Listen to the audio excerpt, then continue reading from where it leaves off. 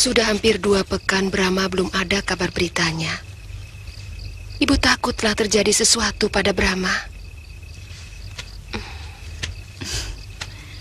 Mungkin sudah kecantol anak tumenggung Hadiraksa. Dulu dia pernah mencari Kakang Brahma sampai ke padepokan Gunung Cendawan.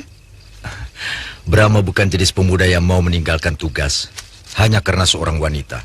Tapi kenapa begini lama?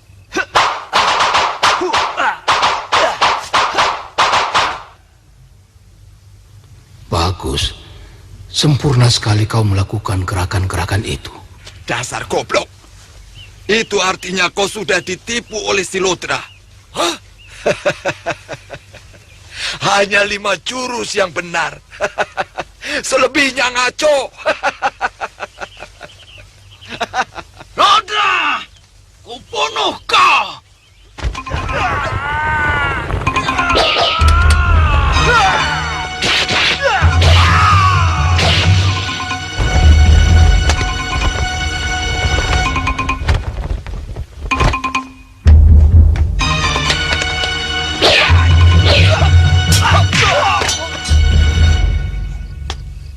Ternyata kamu malingnya.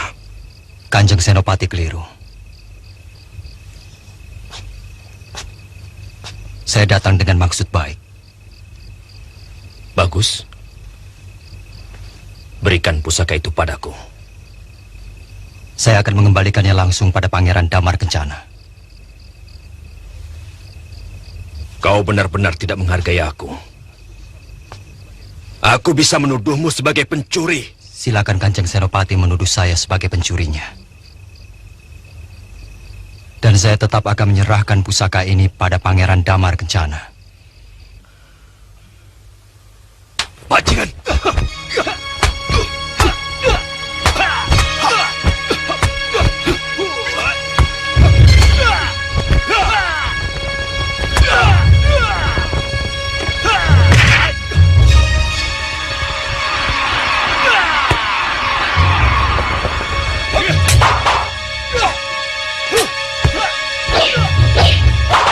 Hentikan!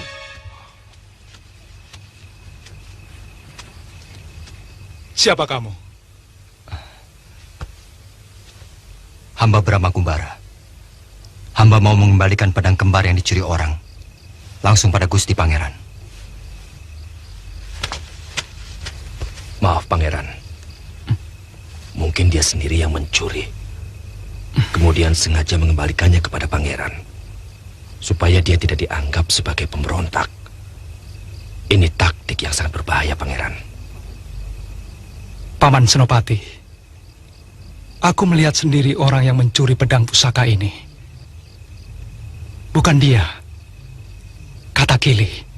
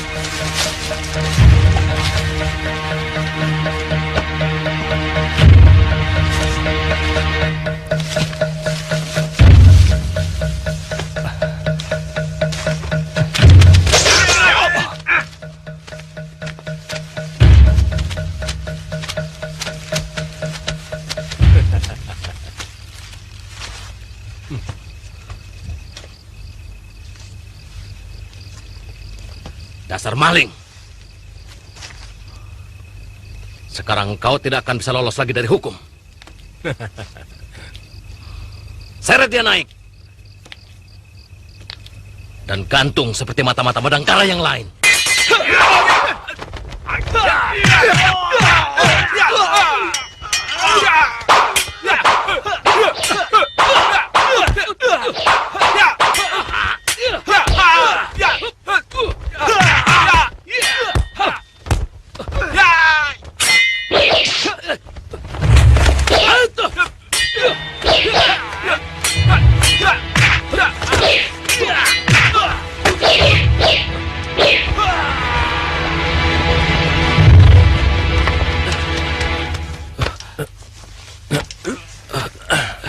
Tidak bisa dibuat main-main itu anak.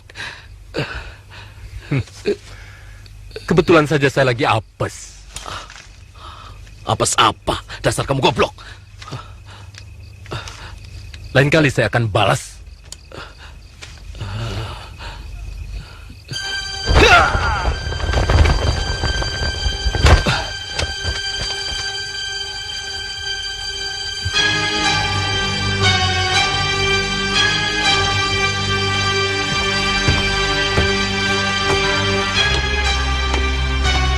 Paman Wasra.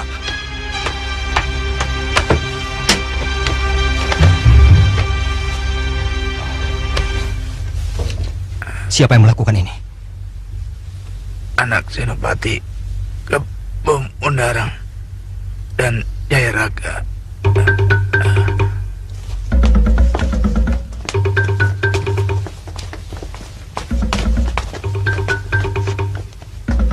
Saya yakin dia kepalanya. Tangkap dia. Beriku seluruh pelayan yang ada di sini. Ayo. Ada apa ini? Aduh, Pak Ampun, Pak. Tumenggung. Apa salah saya? Bawa dia ke rumahku.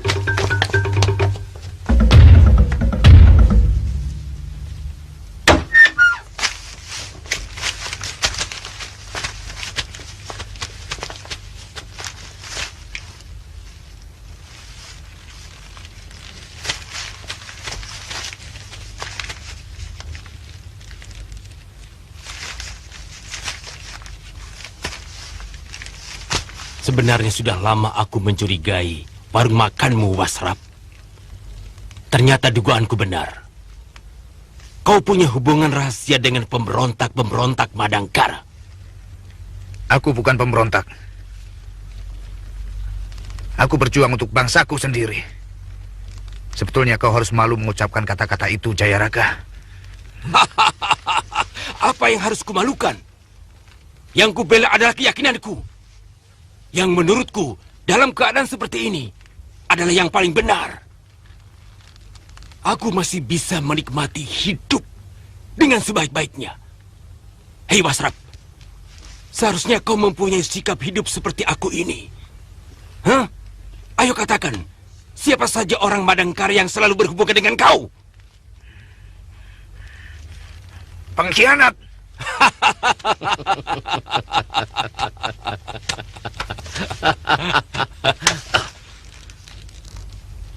Lebih baik kau katakan saja, Wasrap. Kau akan sia-sia menutupi rahasia yang sebenarnya dengan gampang bisa aku buka. Hukumanmu akan ringan kalau kamu mau bekerja sama. Kita kan sama-sama orang Madangkara. Siapa pemuda yang selalu berada di rumahmu? Dan apa yang mau dilakukannya?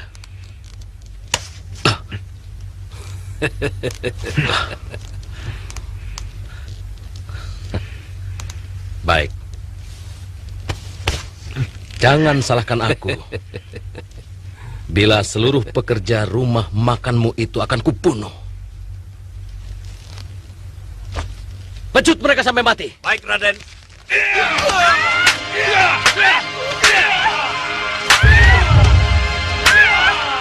Tingkatmu sekarang bukan ksatria.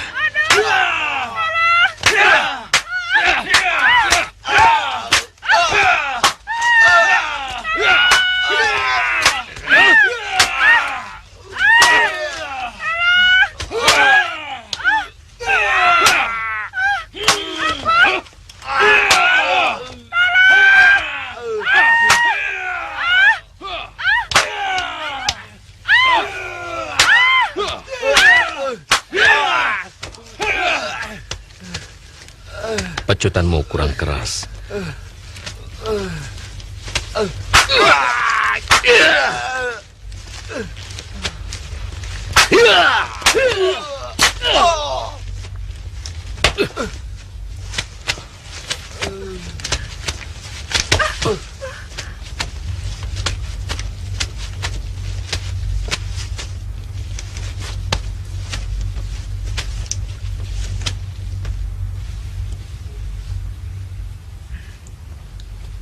Masih belum mau bicara?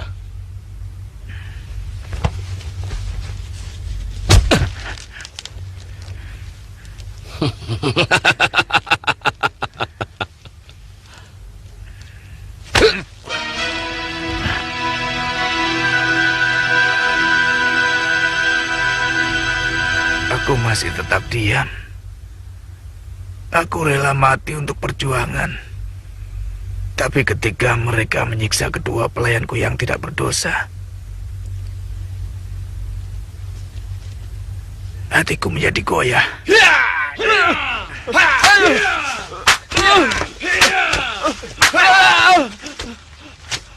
Kanjeng Temenggung, apa salah saya?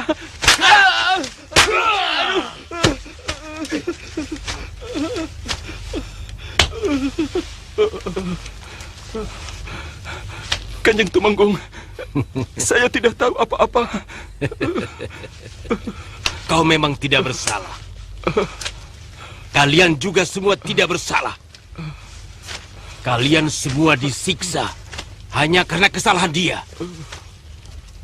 Karena dia telah berani menyembunyikan pemberontak-pemberontak Padangkara di rumahnya.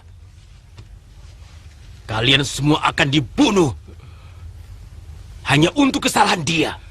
Termasuk kamu. Pecut dia! Wasrap, katakan pada Kanjeng Tumenggung, kau akan terkutuk kalau kami semua mati. Aduh! Aduh! Aduh! Wasrap, aku tidak mau mati karena kesalahanmu. Ayo katakan kepada Kanjeng Tumenggung. Aduh. Wasrap!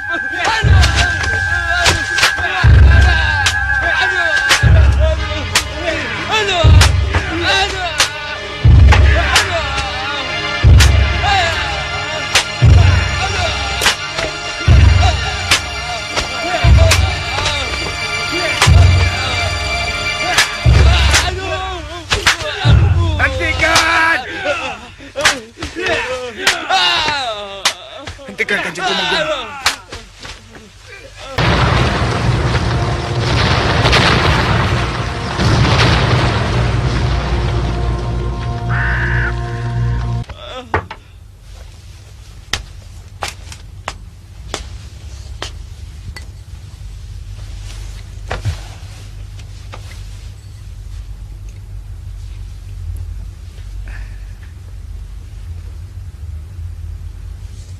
Maafkan saya, Raden. Terpaksa saya membuka rahasia itu.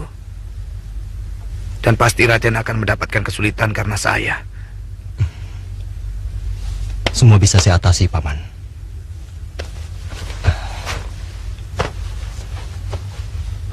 Modal perjuangan kita ada di dalam sini. Jadi, Raden sudah mendapatkan harta itu? Iya. Syukurlah. Tapi bagaimana Paman bisa melepaskan diri? Dewata Agung Maha Pengasih, Raden.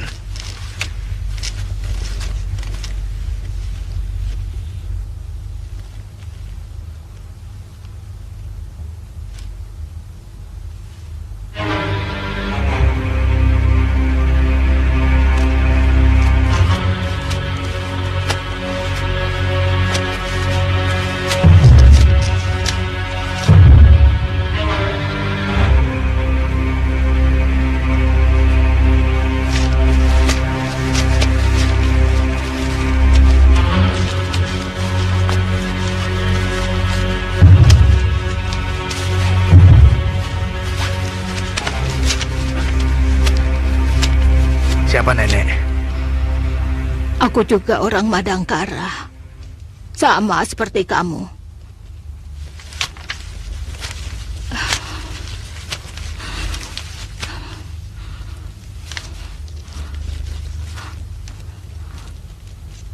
Aku adalah ibunya Jayaraga.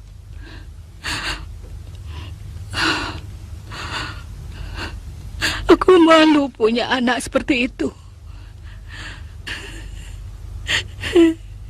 Cepat pergi. Nanti kutunjukkan jalan keluar.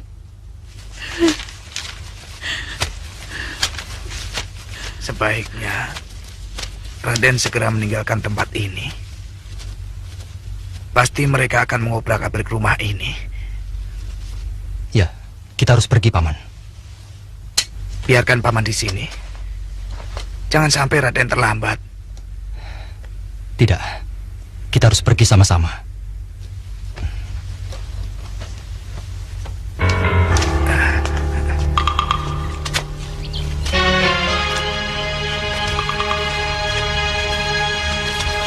Ibu sebenarnya ingin sekali kemari, tapi tidak enak kepada ayah. Meskipun sebenarnya ayahanda tidak apa-apa. Ya, barangkali Kanda Gayatri merasa tidak enak pada orang-orang Madangkara di sini. Sebab dengan menjadi istri pembesar Kuntala, orang tetap akan menuduh dia pengkhianat. Bibi dan Paman juga menuduh ibu pengkhianat. Saya kenal sekali, Kanda Gayatri pasti tidak akan berkhianat. Meskipun keadaannya sekarang menjadi sulit membantu perjuangan Madangkara.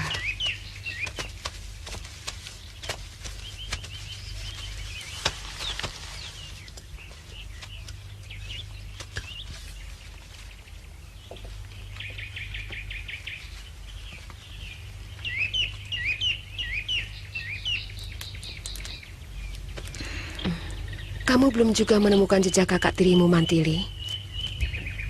Saya sudah mencari sampai ke ibu kota Madangkara, tapi tidak ada yang kenal. Mungkin dia juga dipungut anak oleh orang Kuntala. Atau mungkin sudah terbunuh waktu penyerbuan kelelawar hitam kemari. Cuma memang tidak ada seorang pun yang menemukan mayatnya. Tapi ibu yakin Kakang Brahma masih hidup.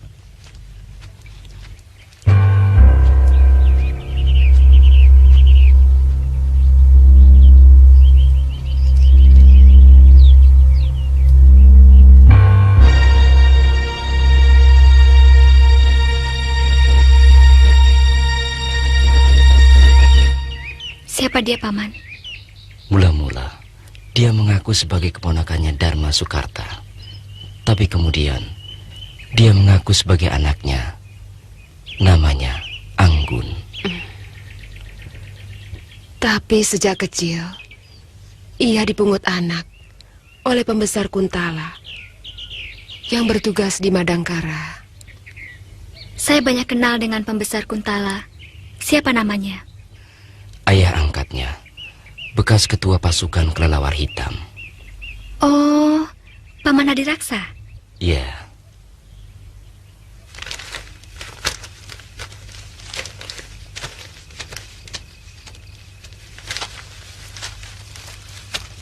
Dari mana Paman tahu bahwa Putri Tumenggung Hadiraksa itu menjadi biksuni? Berita itu sudah menyebar kemana-mana, Den. Anggun melakukan itu karena dia tidak mau dikawinkan dengan Angkawijaya. Dan kata orang, persoalan itu yang menyebabkan Tumenggung Hadiraksa mengundurkan diri dari pemerintahan.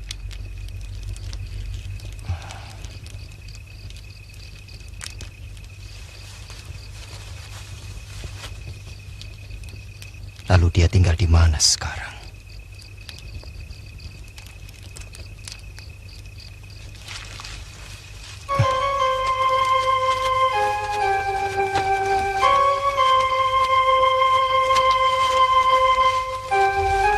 Kelihatannya Raden ada sesuatu dengan anak Tumenggung itu. Tidak. Tidak ada apa-apa, Paman. Paman juga pernah muda. Jangan malu-malu. Sekarang anak Tumenggung itu menetap di Padepokan Wanuja, tempat gurunya.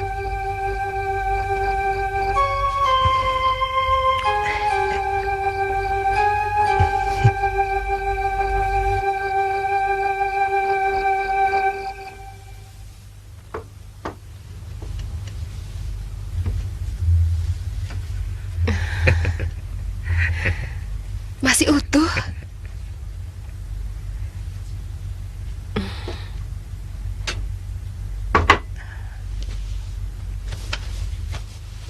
Kakang. Mudah-mudahan perjuangan kita akan berhasil. Saya kira Kakang sudah bisa mulai memesan senjata pada empu-empu di Pajajaran. Ya. Maaf Kanda Senopati. Saya dengar berita Pajajaran dalam keadaan genting. Kemungkinan perang bisa terjadi antara Tanjung Singguru dan Pajajaran. Barangkali kita akan mendapat kesulitan untuk memesan senjata dari sana. Kalau sampai terjadi, bagaimana sikap orang Kuntala? Sebab mereka juga punya rencana untuk menaklukkan Pajajaran. Kemungkinan mereka akan membantu Tanjung Singguru. Sebab Prabu Malyapati itu sahabat dekat Sang Prabu Kuntala. Persoalan apa lagi yang menyebabkan mereka berseteru? Sebab yang saya tahu, kedua kerajaan itu dulu bersahabat. Persoalannya, lamaran Prabu Malyapati untuk menjodohkan putranya dengan Putri Lenggang Pakuan ditolak Sang Prabu. Lenggang Pakuan? Bukankah dia Putri Patih Gerbamenak? Oh ya, saya lupa menceritakan bahwa Sang Prabu Dewaniskala telah mengundurkan diri dan menunjuk Patih Gerbamenak sebagai gantinya sambil menunggu Pangeran Purana yang sedang menuntut ilmu di Sebedang Larang. Kita punya kewajiban untuk membantu Pajajaran. Karena Pangeran Purana adalah teman seperguruanku dan juga Brahma. Saya siap untuk melakukan tugas, Paman. Ya, itulah yang sedang kupikirkan. Aku ingin kepentingan Madangkara tetap jalan. Tapi juga kita bisa membantu Pajajaran. Bagaimana kalau Kalamenda dan Kotawa yang memesan senjata? Kami siap, Kakang Senopati. Kamasuta, Brahma, kalian aku tugaskan untuk membantu Pajajaran. Tapi lebih baik, kalian temui dulu Eyang Astagina. Siaga, Paman. Saya juga bersedia ditugaskan membantu Kakang Brahma, Ayah. Jangan, Lasmini. Kau masih harus menunggu gurumu dari Gunung Galunggung. Sementara itu, kau bisa membantu Kakang Lesmana melatih pemuda sini.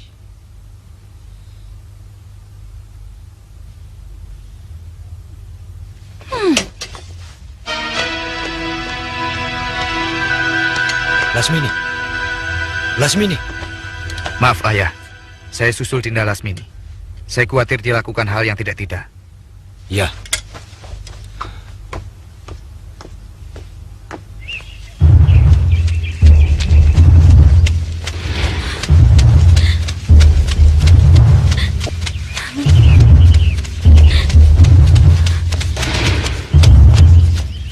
Lasmini!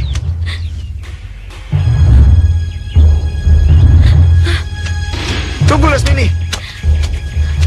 Ada apa, Lasmini? Saya mau bunuh diri. Jangan macam-macam. Mati itu tidak enak. Masa tidak boleh ikut ke Pajajaran mau bunuh diri? Masih banyak tugas lain yang bisa kau kerjakan. Misalnya, melatih para calon prajurit. Itu juga nilainya sama dengan perjuangan yang lain. Semua tidak ada yang bisa mengerti perasaan saya. Bukan cuma Ayah. Kakang Lesmana juga. Nanti dulu. Kakang bisa mengerti. Kakang tahu kamu ingin selalu dekat dengan Brahma.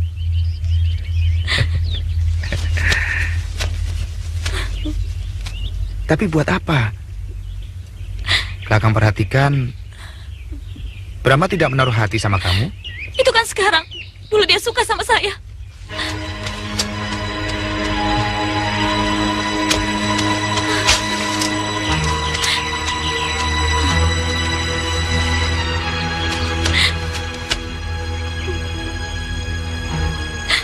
Lasmini, coba ceritakan kejadian yang sebenarnya.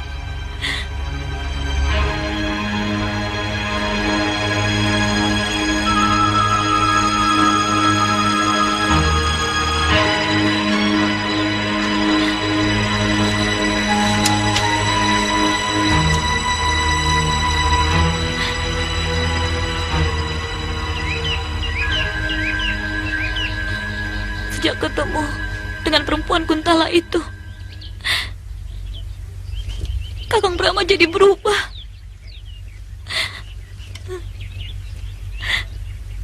Saya benci dia.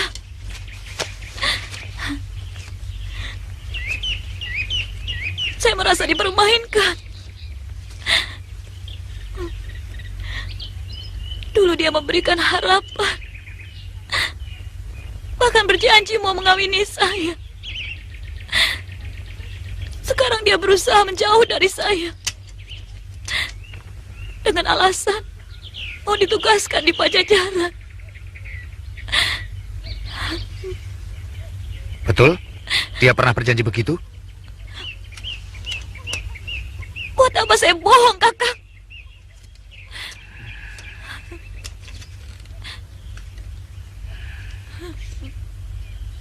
Dia harus dikasih pelajaran.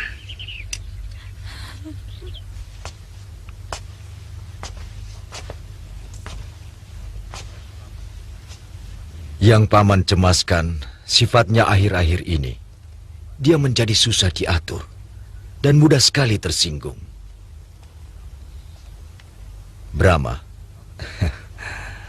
Paman tidak akan memaksakan kehendak padamu. Tapi alangkah bahagianya kalau kamu bisa menolong Paman. Ampun, Paman. Apakah baik sebuah perkawinan tanpa dilandasi rasa cinta? Saya khawatir nanti saya akan berlaku tidak jujur pada Dinda Lasmini. Ya, Paman bisa mengerti. Atau barangkali Lasmini tidak cantik. Sangat cantik, Paman. Bahkan lebih cantik dari Anggun. Sayangnya, saya sudah terlanjur jatuh cinta pada Putri Hadiraksa, Paman. Maafkan saya, Paman.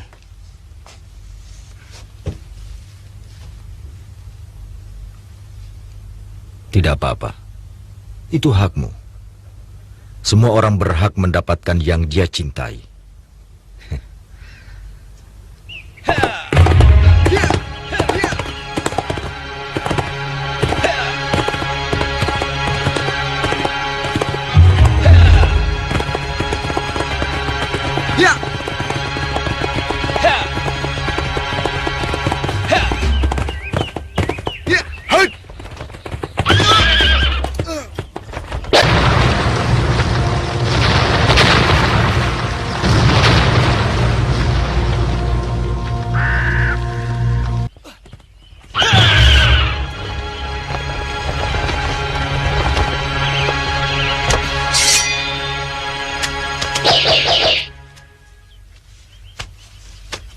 Ada apa, Lesmana? Aku tidak terima. Kau telah mempermainkan adikku. Maaf, aku kurang mengerti maksudmu. Kau telah melukai hati Lasmini. Kau berjanji mau mengawini dia. Tapi sekarang, seenaknya kamu tinggalkan. Aku tidak bisa terima sikapmu. Sabar. Semuanya sudah kujelaskan pada ayahmu. Dan sumpah, aku tidak pernah berjanji apa-apa pada Lasmini.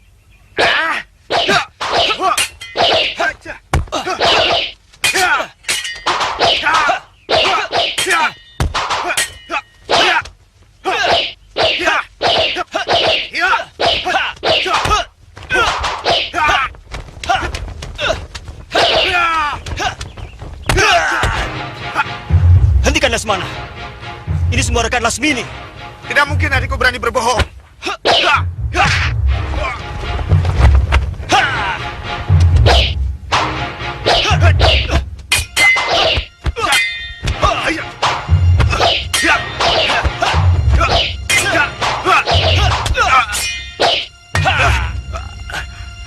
Hentikan.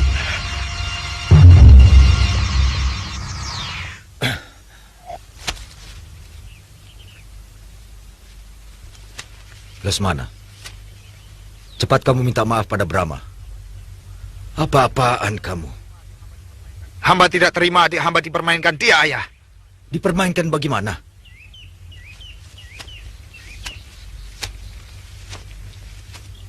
Aku lebih tahu tentang hubungan mereka daripada kamu. Maaf, Ayah. Menurut Dinda Lasmini, Brahma pernah berjanji mau mengawininya. Dia bohong. Mana anak itu? Saya tidak tahu, Paman. Bikin malu.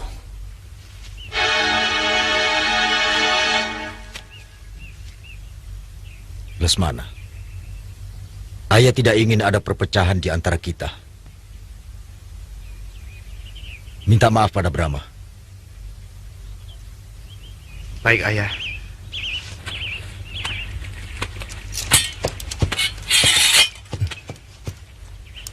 Maafkan kecerobohan saya, Kakang Brahma.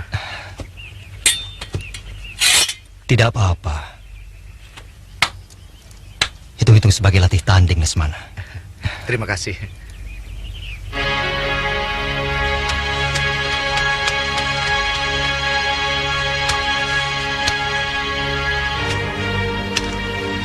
Lasmini!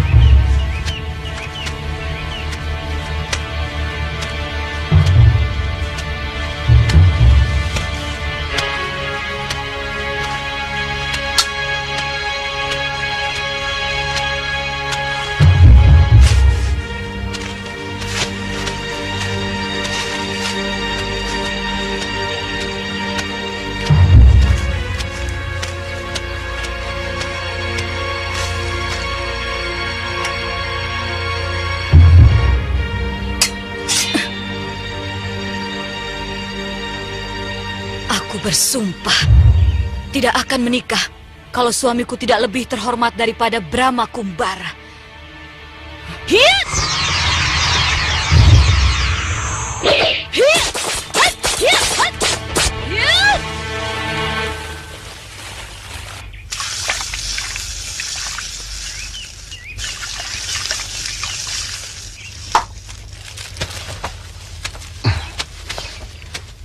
Aku mau mampir ke Padepokan Wanoja dulu.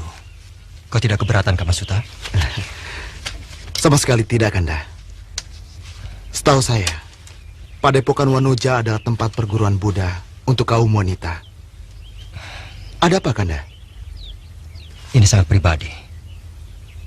Tapi lebih baik menyelesaikannya. Supaya tidak mengganggu tugas. Jadi, masih rahasia?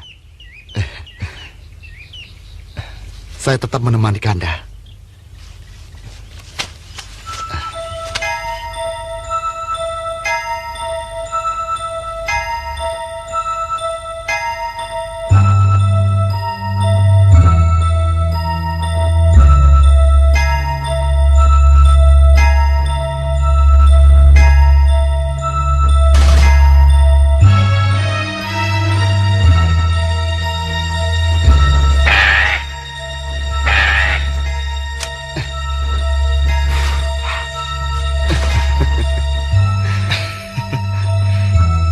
Mungkin ini yang namanya mimpi di siang hari.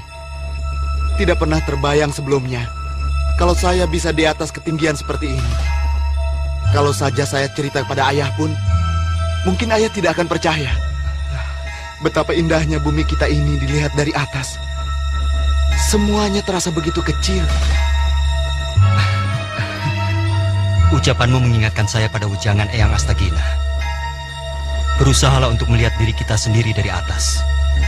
Agar kita tahu betapa kecilnya diri kita ini. Mudah-mudahan kita selalu mengingat petuah berharga itu, agar kita tidak menjadi sombong. Sulitnya Kamasuta, banyak orang yang tidak merasa bahwa dirinya sombong. Benar juga Kakang Brahma. Ayo Paman Rajawali, kita naik lebih tinggi lagi.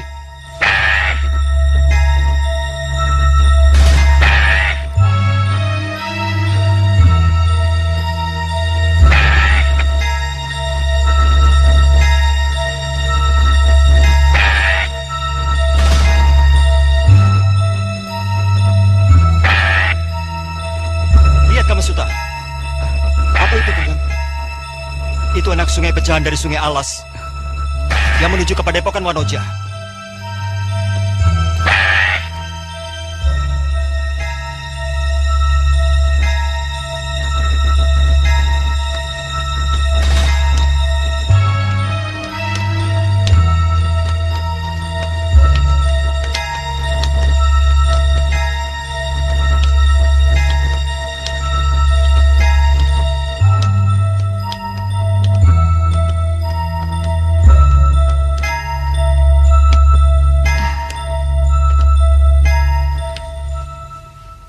Anggun kecewa sekali ketika menjumpai Ananda bermesraan dengan gadis itu, yang menurut dia mungkin sudah menjadi istri Ananda.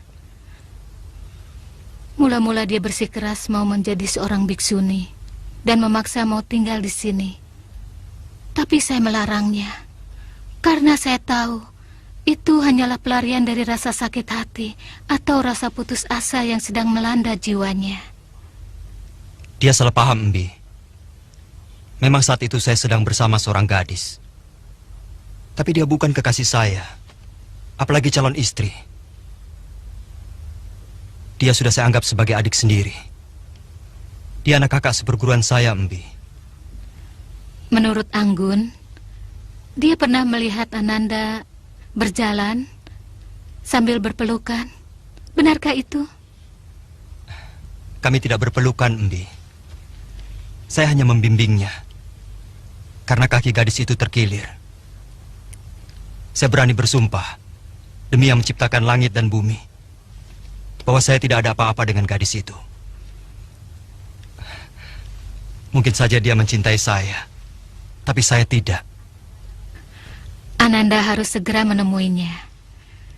Saya khawatir dia akan melakukan tindakan yang kurang terpuji. Pikirannya masih goyah. Saya dengar keluarganya sudah pindah ke ibu kota Kuntala, Mbi. Apa ia mengatakan sesuatu waktu ia mau pergi dari sini, Mbi? Oh iya, minumlah. Dia bilang dia mau mencari kuburan ayah kandungnya sebelum dia pulang ke Madangkara. Ayah kandungnya? Iya. Anggun sebenarnya cuma anak angkat Tumenggung Hadiraksa.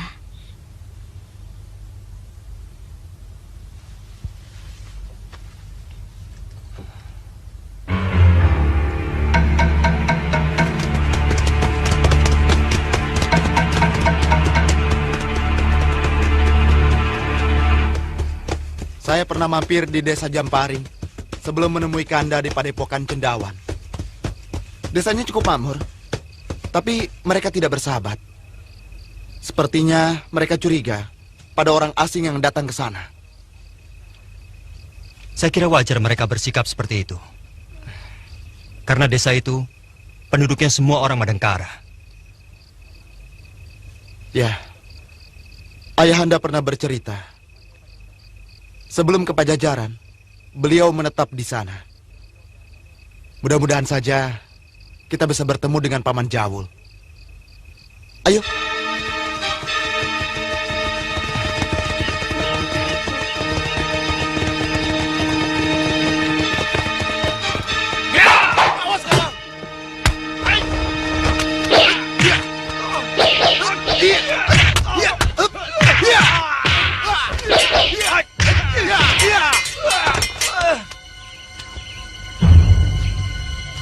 Awas Kakang Brahma.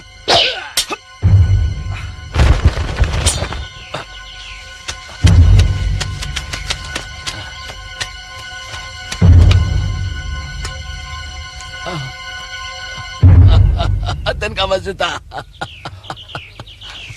Paman Jawul.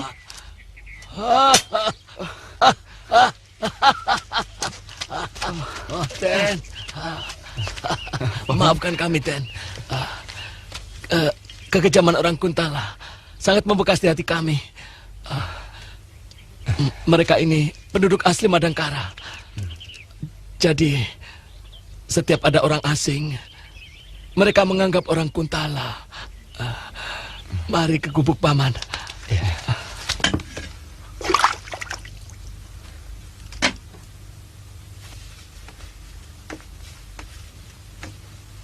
Besok saya antarkan Raden ke kuburan petinggi Dharma Salira. Saya memang sudah mendengar bahwa Raden berhasil diselamatkan Gusti Senopati Aragani. Sayang, Ibu Raden terpaksa. Ibu saya kenapa, Paman?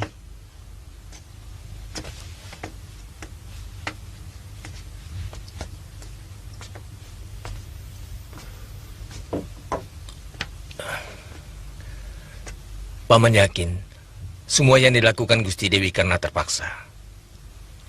Langsung saja pada persoalannya, Paman. Ibu Raden menikah lagi dengan bangsawan tinggi Kuntala.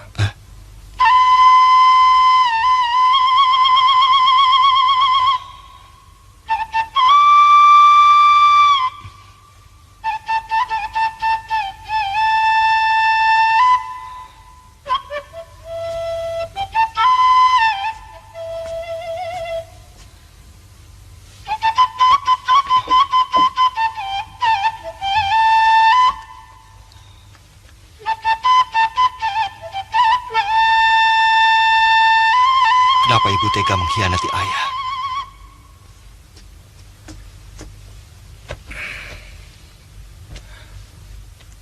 Maaf, Raden. Saya yakin Ibu Raden mempunyai niat tertentu, sehingga beliau mau diperistri orang penting Kuntala. Tidak usah menghibur saya, Paman. Beliau itu yang menyelamatkan jiwa Ibu Raden waktu jatuh ke jurang. Siapa namanya, Paman? Namanya Ardalepa, seorang mantri Demung Kanuruhan. Numpang tanya, Paman.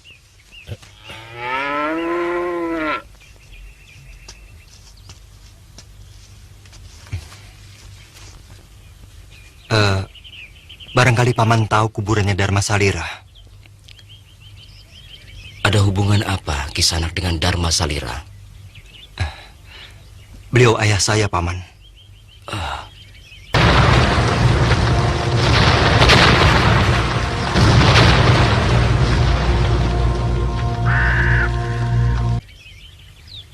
Siapa namamu, Raden? Nama saya Brahma Kumbara. Aduh, betapa gembiranya kalau ibu tahu bahwa Raden sudah sebesar ini.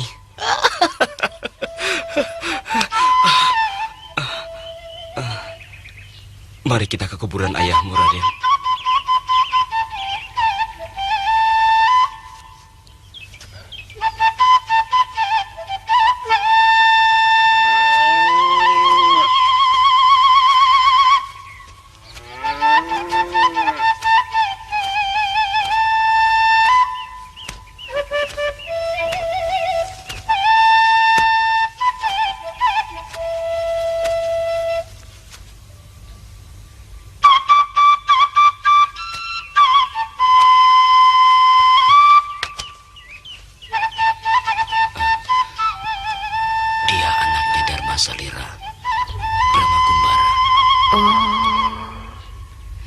Mungkin dia sudah mendengar kalau ibunya menikah dengan pembesar Kuntala. Kau harus menjelaskannya agar dia tidak kecewa. Ya.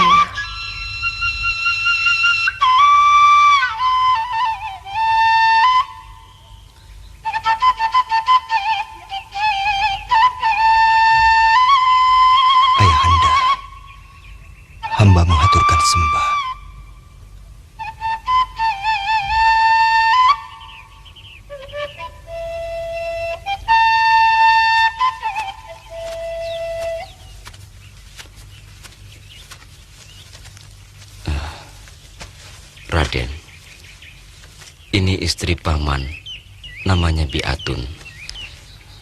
Dulu waktu Raden kecil, Bibi sering mengasuhmu. Sudah bertemu ibumu?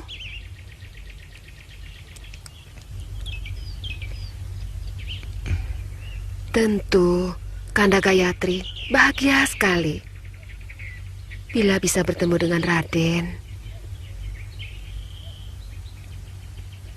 Sebenarnya saya sangat merindukannya. Tapi ada sesuatu yang mengganjal dalam pikiran saya. Apa itu, Raden? Ibu telah mengkhianati ayahanda. Jangan bicara seperti itu. Ibumu tetap orang Madangkara dan berjiwa Madangkara, meskipun suaminya pembesar Kuntala. Bahkan anaknya yang bernama Dewi Mantili sering datang ke kuburan ini. Malah pernah dia disuruh mencari Raden sampai ke ibu kota Madangkara. Apakah suami ibu saya yang sekarang tahu bahwa ibu bekas istri seorang petinggi Madangkara? Ya, tentu Raden. Bahkan ibumu diperbolehkan menyambangi kuburan suaminya. Jadi, kalau menurut paman, sebaiknya Raden menemui ibu Raden ke Kuntala. Apa mungkin? Padahal kami sudah mempersiapkan diri untuk melawan penjajah Kuntala. Paman pikir, tidak cuma Raden. Semua pemuda Madangkara sedang mempersiapkan diri untuk merebut kembali negeri mereka. Dalam kehidupan, Raden harus bisa membedakan tempat. Bagaimanapun seorang ibu, tetaplah ibu yang punya hak untuk dihormati oleh anak kandungnya, meskipun dia menjadi istri musuh Raden. Sebagai manusia, Gusti Mantri Demung Kanuruhan Ardalepa adalah suami ibu Raden. Artinya ayah tiri Raden. Dan Dewi Mantili adalah adik tiri Raden. Biarpun dalam perjuangan nanti mereka, terutama ayah tiri Raden, adalah seorang musuh. Tapi sekarang Raden harus menghormati mereka. Raden harus bisa membedakan tempat dan waktu. Kapan harus sebagai kerabat dan kapan menjadi musuh.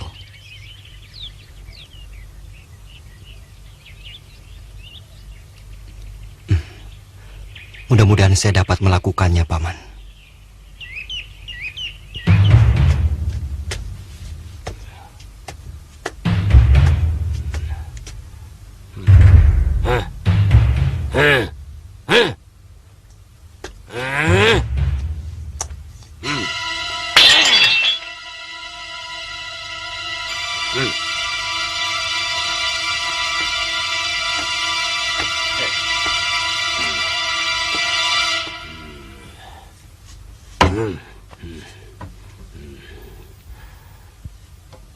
Pokoknya, kamu tidak boleh meninggalkan Madangkara.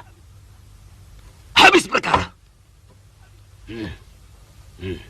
Saya sudah muak hidup dengan cara palsu seperti ini. Mulut saya capek. Setiap kali harus tersenyum.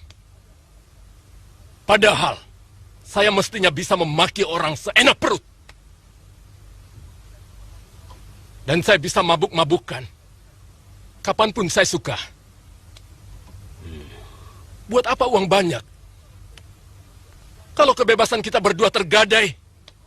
Hei, mau jadi apa kamu? Mau jadi maling seperti dulu? Digebukin orang sekampung? Hah? Kita cuma punya ini, tidak punya ini. Kita cuma bisa menjual ini. Untung masih ada yang mau pakai. Hah? Nah, ambil minumannya cepat. Ayo.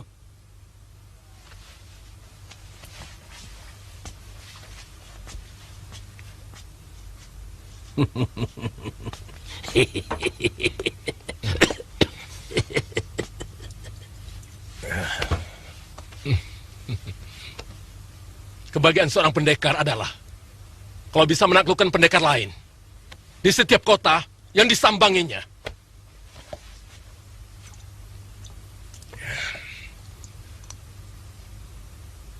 Dan itu belum pernah kita lakukan. Kalaupun pernah, kita belum pernah menang. Hei, jangan menyindir. Waktu itu aku kalah karena aku terlalu menganggap enteng lawan. Aku tidak menyangka kalau si Brahma mempunyai ilmu begitu tinggi. Bahkan melebihi si Aragani. Sudahlah. Saya sudah capek. Sudah bosan. Dan saya sudah muak. Sekarang saya mau pergi.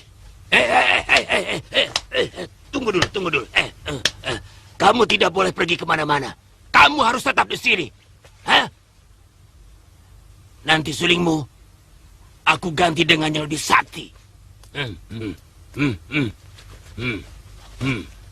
Kamu tahu, suling ini terbuat dari tulang kaki burung merak raja yang ada di hutan Blambangan. Prabu Menak Jingga pun pernah mengadakan sayembara untuk menangkapnya.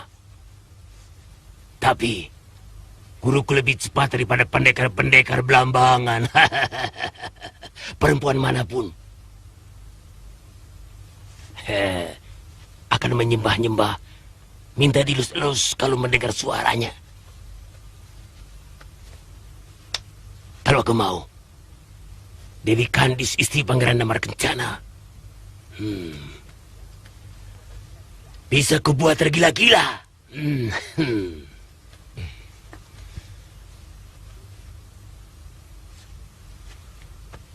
Kenapa tidak diberikan saja sama Angka Wijaya? Kasihan dia. Cintanya ditolak sama Putri Hadiraksa.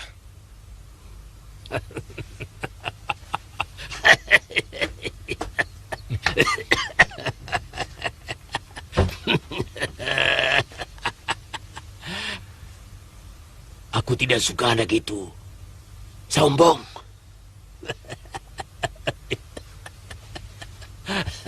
Tapi untuk pendekar seperti kita, suling tidak boleh untuk memikat perempuan. Tetap harus dipakai sebagai senjata untuk membunuh. Karena dia mampu membuat musuh kita menangis sampai kehabisan tenaga, lalu mampus. Jadi, seruling Asmara Jimat ini beda dengan seruling Pelepas Sukma. Kalau ini bisa dipakai untuk menyiksa jiwa, jelas itu akan lebih menyakitkan.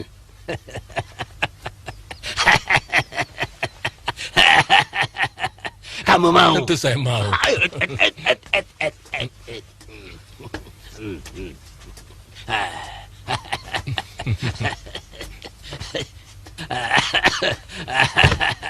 Duduk. Kamu bisa memiliki suling ini kalau kamu sudah menamatkan jurus naga pertala. Sebab kalau sarafmu tidak kuat, kau bisa jadi gila. Mana bisa, Guru?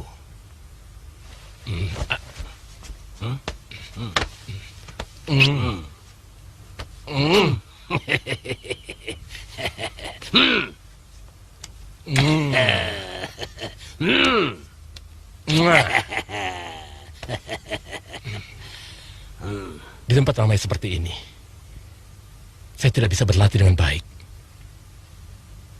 Saya tidak bisa memusatkan pikiran. Biarpun kamu cium dari ujung kaki sampai ubun-ubun, pendirianku tetap.